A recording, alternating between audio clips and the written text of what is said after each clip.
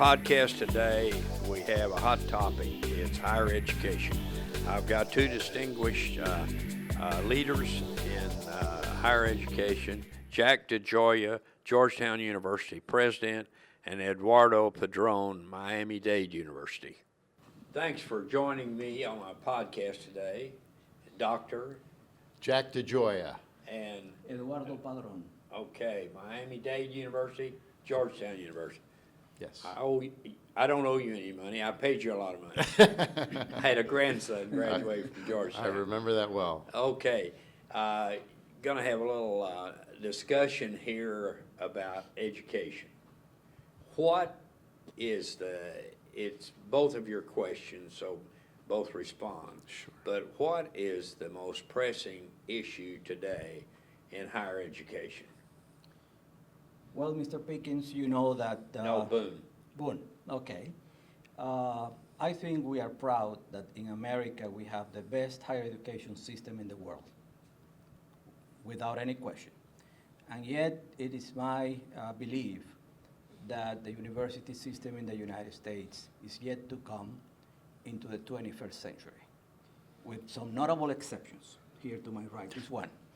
And I say that because the world has changed tremendously. The nature of business, the globalized society has many more requirements for our graduates today. And I think it's very important that we take care of two issues. Number one is inclusion, meaning that we need to allow more Americans to come into college, because as we know, more than 60% of all the new jobs being created in the United States today. You're not talking about, though, higher education being free, or are you? Well, we can talk about that later. All But the right, fact of the- second question then. Yeah. Okay. So whether it's free or not, the fact of the matter is that we, in order today for anyone to be able to achieve middle class, in order to achieve the American dream, needs to have some kind of post-secondary credential. Doesn't have to be a PhD, a master's, sometimes not even a bachelor's degree, but something that will allow them to navigate the new economy, who will allow them to be able to support their families. With a high school diploma today, most chances are that people will stay in the cycle of poverty for the rest of their lives, because that's not enough. But skilled labor, though, is fully employed. Absolutely. Okay, so they're doing well, and they do not have a college education. Well, what I'm saying is more and more you see employers. When you talk to employers and you ask them what are the skills that you look for in graduates today in order to make your business prosper, et cetera, what they are going to tell you is a number of things that were never required before. Even today, people in most technical areas require abilities that were never required before. Even the mechanics, all kind of technical personnel have to be able to use critical thinking. We expect them to make decisions. And business today requires constant innovation. And for people to be able to innovate, they have to have the basics of some education in order to do that. I want Jack to answer this question too, but quick question. Is it different? I got out of school in 51, so that, was 100 years ago? Almost. Not quite. It could be like 100 years ago, but is it much different than when I got out of school today? Let me just say that requirements today are so much more, because we live in a system, an economy that changes constantly, in a different world, and the skills that the students need today when they get out are more and more complex, right? And they need to be able to navigate an economy that is constantly changing. They need to be adaptable, and they need to have a lot of use of good oral and verbal communication skills. They need to have the ability to adapt. They need to be team workers, because that's what employers are telling us that they need. Let me put some numbers on what Eduardo has just been describing. Okay. All right? Since the recession, there have been 11.6 million jobs created in the United States. Only 80,000 went to high school graduates. We cannot produce enough post-secondary graduates, 2-year, 4-year schools, to meet the needs of our economy. Right now, we estimate that by 2020, we will underperform the economy in terms of the number of graduates of our post-secondary schools by 5 million, and within the decade it'll be 11 million.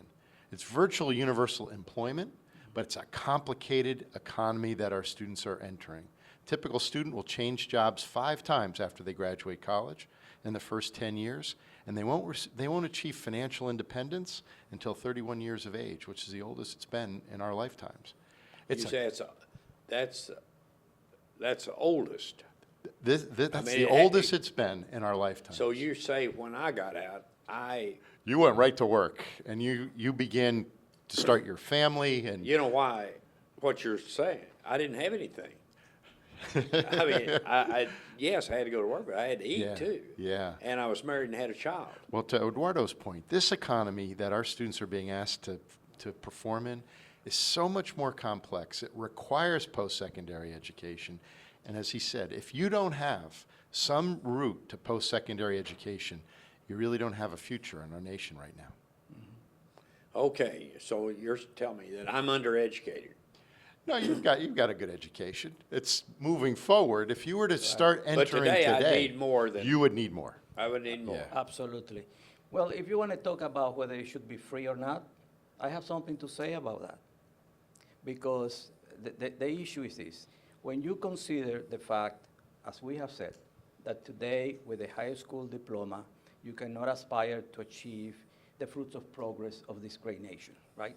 So the only way to be able to afford, to be able to have a future, to be able to have a decent life, is by having some kind of college degree, post-secondary credential.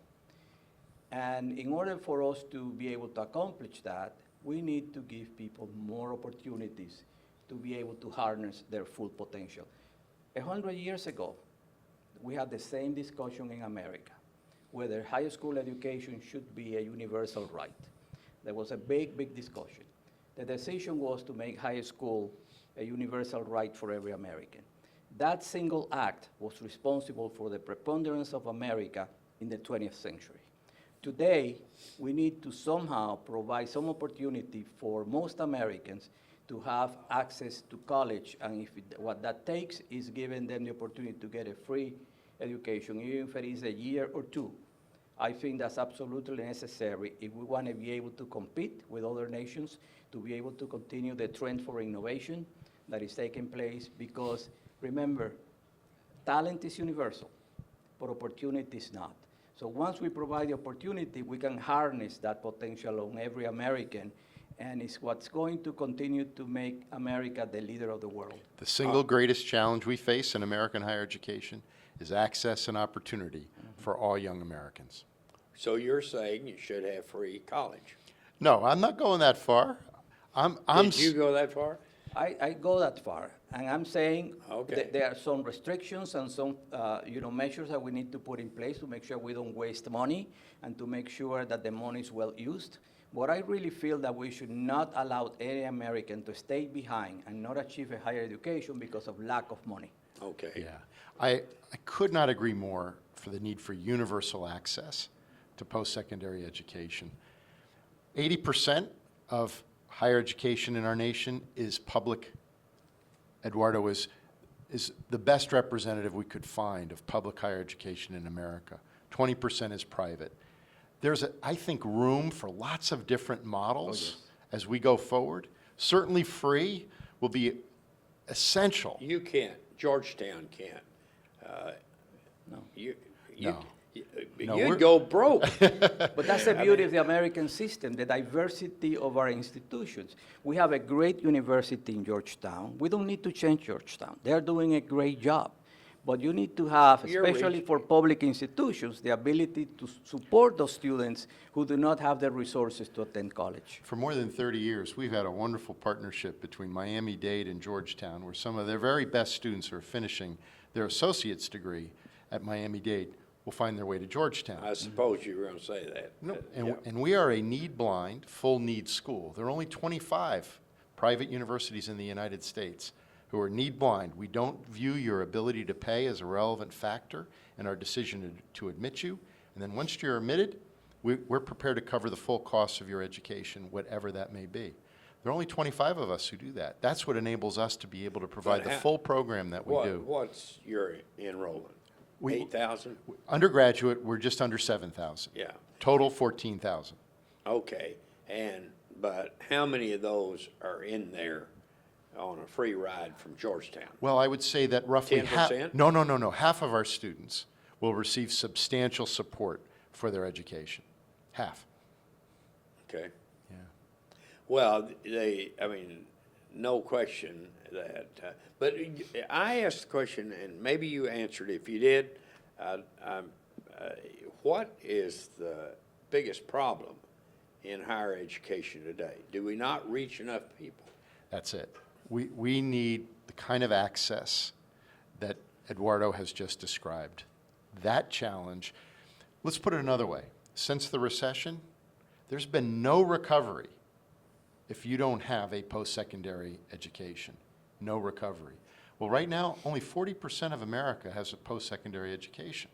That means 60% of America has not recovered since the recession. If we want to know why we have some unrest in our country right now, it's the urgent significance of post-secondary education. But Jack, that there are a lot of people that do not want to go to school. Yeah, Well, that's a choice they have, right? They're dropping out sure. before they ever get out of high school. Sure. And- And there are other kinds of ways in which people can make a living. But But it how- is brutally difficult if you don't How have do you exceptional motivate skills. those people to do something? Let me tell you, a guy's sitting back watching television and reading the newspaper. That's my education on why I think education, my feelings about it mostly. But you say that, yeah, and I've educated a lot of people, universities. But I don't get into the daily grind of it. I've got plenty to do. I can't be at Georgetown or Miami-Dade to see what goes on and everything. All right. Having said that, I think your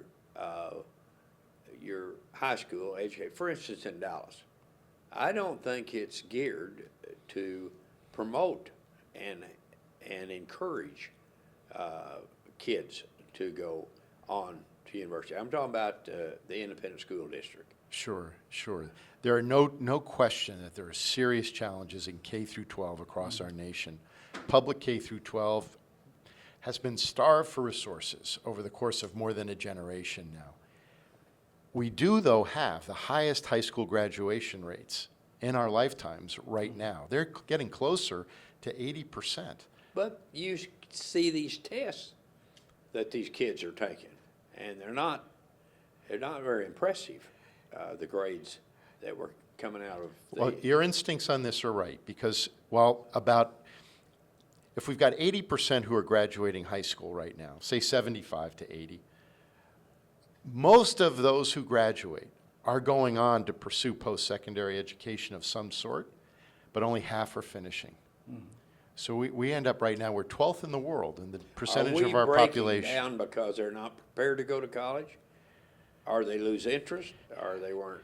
You know, I'd ask Eduardo, who's living at the front lines of this every day, but I would make the statement that we're breaking down at a lot of different points. There are things we need to be doing in K through 6, in middle school and high school, and then there are things we at the university levels need to be doing in an integrated way to ensure that we're getting our students ever more ready and then capable of completing the experience.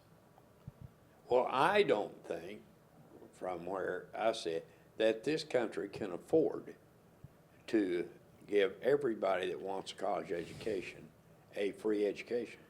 So we're going to go, in the next decade, we're going to have 11 million unfilled jobs that require post-secondary education. I don't think we can afford not to prepare them for these opportunities. You're saying then you think we need to pay for the education? Well, I think we need to come up with ways in which all of our people can get the kind of education which will enable us as a nation to compete. If you're saying that somebody's going to pay for that, how can the government pay for it? Yeah. Well, These what are, happens if they don't pay for it? Somehow, over 100 years ago, we found the resources to make I high remember school what you- education Right, you I know, got a that. universal right. I think right now we need to find a way to help our people at the bottom of the scale, the people that do not have the resources but have the talent and have the courage to want to do this, the support that they need in order to acquire that degree. But or that training. Eduardo, that I believe that a kid that comes in there and gets prepared to go to college, he is motivated, he knows what he wants. I think then the funding is there already. Well, I wish you were correct on this. We have too many students who are well prepared, who are talented, who cannot afford to go to college because they have to support their families, because they have to support themselves, they don't have the resources. And frankly, college is not inexpensive nowadays. It's, college debt for many students in America is a big tragedy. Now the amount of debt, college debt, loan debt that the students in America have is now surpassed the credit card debt. Okay, but $3 trillion, is that what I see that's unpaid by college students that owe for their education, that borrowed the money? No. What's the I number? think the total number of current indebtedness is 1.3, and I've seen 1.3 trillion, and I think the unpaid piece is somewhere around 15% or so. But I'm not positive on those numbers. Can I give you one more number? Just back to your point a moment ago. Every year, 440,000 kids will finish in the top half of the SAT or ACT, who, if they got into a top 400 school, would graduate at a rate of 85%, who are never getting into this system. They There's never, you mean after making SATs? After those scores, they don't end up in a system that they are able to navigate their way through to ensure a degree. There is so much talent right now that is being underdeveloped that we desperately need for our nation. Absolutely, and the future of our nation needs to harness that potential if we want to continue to be the leader of the world.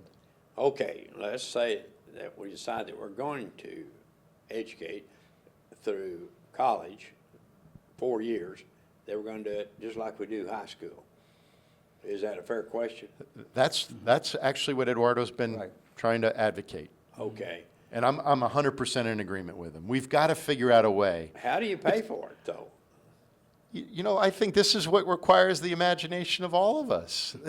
I don't think it's going to be through just taxes. And let me just give you one more number, okay?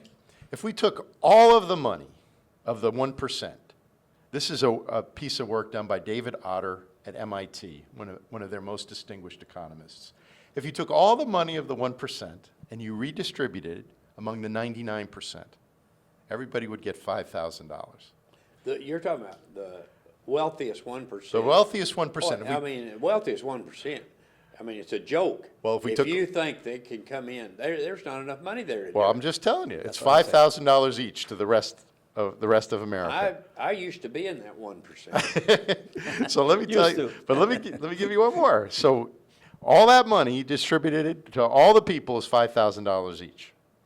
If every high school graduate earns a college degree, their average lifetime earnings are $1 million over the course of their life. There are ways we can figure out how to cover the costs for these things. But there is a will, there is a way, right?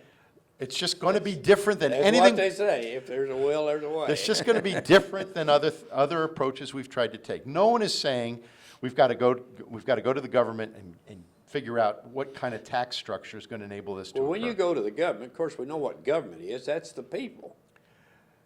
That's what the government is. It is the people because they pay for it.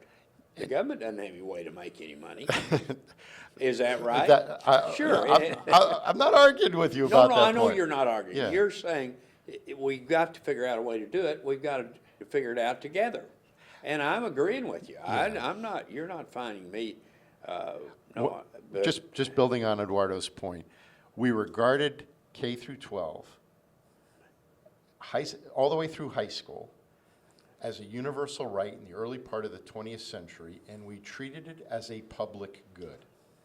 I think we need to start thinking about higher education ever more strongly as, again, a public good. And if that's the case, There are lots of different ways of funding public goods. It doesn't all require taxes from our government. how?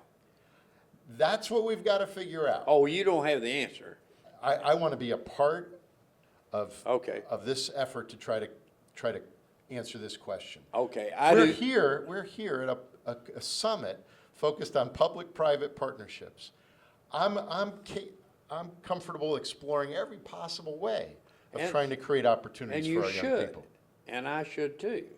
We should explore. I mean, you've convinced me of the one need, and I mean, the country has to do it, or we're gonna leave a lot of people behind, but it's gonna be more expensive for us if Yeah. they're left behind than if they go out, graduate, and make $1 million.